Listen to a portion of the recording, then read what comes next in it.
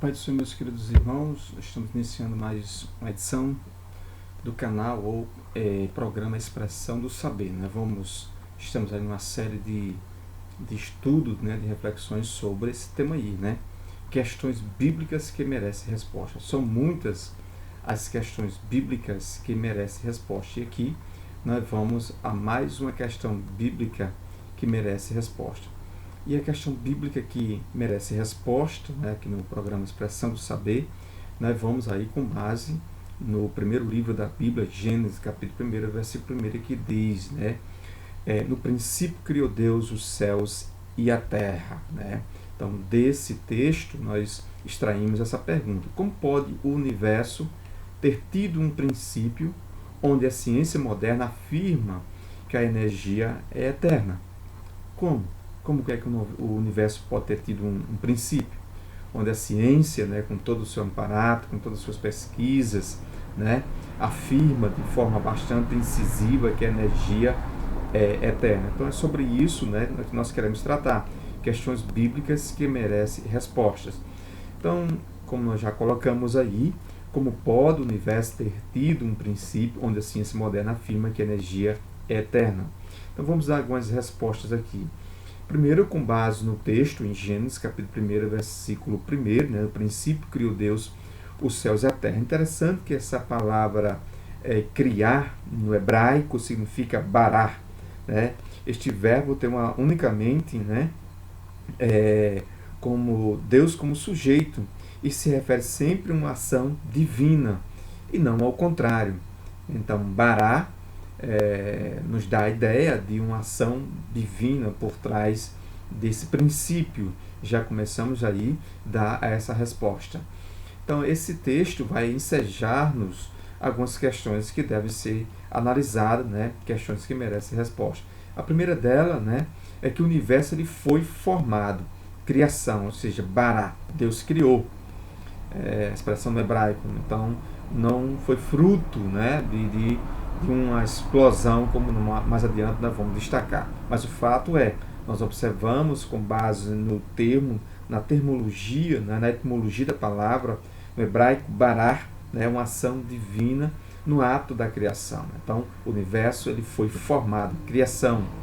O universo ele foi formado inicialmente, nós observamos, pela palavra de Deus. Então, a palavra de Deus, ela é realmente a única palavra. Eu lembro de uma frase de um livro que eu li que dizia que a Bíblia falou, está falado. Eu acho que o ser humano ele gosta de especular, ele gosta de refletir. Isso é normal e deve ser feito, mas respeitando sempre o que diz as páginas, tanto do Antigo como do Novo Testamento. Então, o universo ele foi formado pela palavra. No princípio criou Deus os céus e a terra. Então, são questões que merecem resposta e estamos dando uma resposta. Então, um texto bastante importante é do escritor dos Hebreus, capítulo 11, versículo 3. Ora, a fé é a certeza de coisas que se esperam e a convicção de fatos que não se veem. Isso é muito importante. Esse texto é profundo dentro dessa temática. Pois, pela fé, os antigos obtiveram bom testemunho.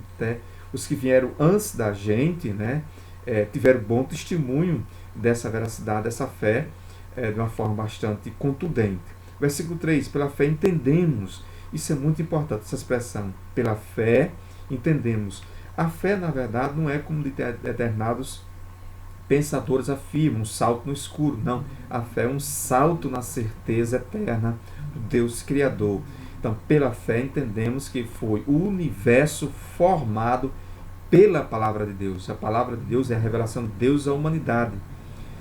Segundo Timóteo 3,16 diz que toda a escritura é divinamente inspirada por Deus. Olha, se a palavra diz, o teopneusto de Deus vem inspirado pela parte de Deus, Deus utilizou homens, é fato, homens movidos pelo Espírito Santo, escreveram os anais divinos, as sagradas letras. Então, toda a escritura ela foi soprada por Deus. É por isso que os escritores hebreus ele deixa bastante claro isso. Pela fé, entendemos que foi o universo formado pela palavra de Deus. Mas aí a parte que também eu acho extremamente importante dentro dessa questão aqui que merece resposta, né? De maneira que o visível veio a existir das coisas que não aparecem, ou seja, aquilo que é tangível, aquilo que eu consigo ver, aquilo que eu consigo tocar, ou seja, de maneira que o visível veio a existir, ou seja, os átomos, os primeiros átomos, as primeiras moléculas vieram a existir das coisas que não aparecem. Ou seja, você não consegue ver uma molécula, você não consegue ver um átomo a olho nu. Então, o escritor aos Hebreus ele foi extremamente inspirado por Deus a escrever essa revelação divina, de maneira que o visível, ou seja, os átomos, que nós não conseguimos ver, veio a existir das coisas que não aparecem, no caso os átomos, nós não conseguimos ver, então veio a existência, né?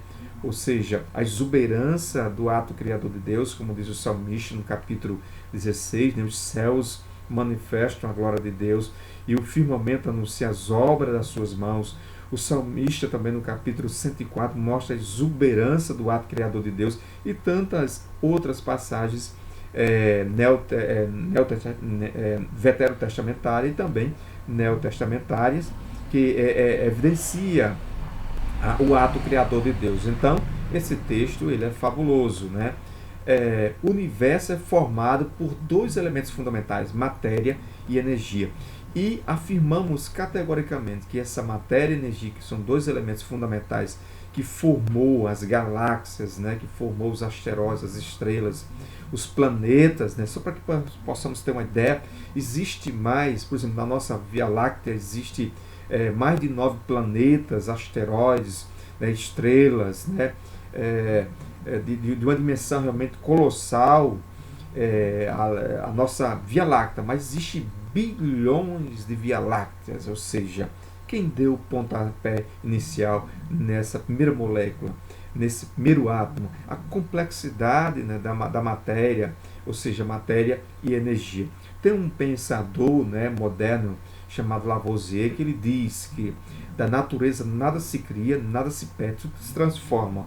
Isso vai de encontro o que diz, né, Moisés escrevendo no capítulo 1, versículo 1. No princípio criou Deus os céus e a terra. Então, houve um ato criador. E é interessante que por trás de uma pintura pressupõe um pintor. Por trás de uma escultura pressupõe, né, um escultor.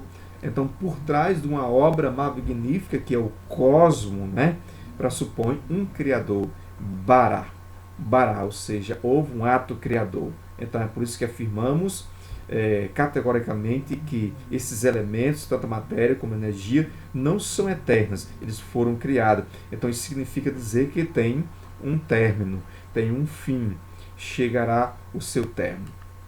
O universo não é o resultado de uma geração espontânea, quer seja ela através do Big Bang ou Big Bang, ou outro qualquer, afirma Adalto Lourenço. Adalto Lourenço é um grande pesquisador, um físico, né, um especialista, um grande apologista, um criacionista realmente muito abalizado, tanto na ciência como também no conhecimento do criacionismo científico.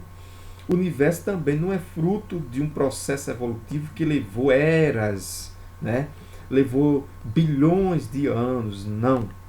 O universo foi formado pela palavra de Deus, como escreve assim o escritor aos Hebreus, capítulo 11, versículo 3. O universo foi formado por um ser superior, Deus, uma ordem superior. Portanto, tem questões que merecem resposta. Uma delas é essas que nós estamos debatendo. Então, no programa Expressão do Saber, e até o nosso próximo programa, destacando, refletindo sobre questões que merecem resposta. Um forte abraço e até o próximo programa.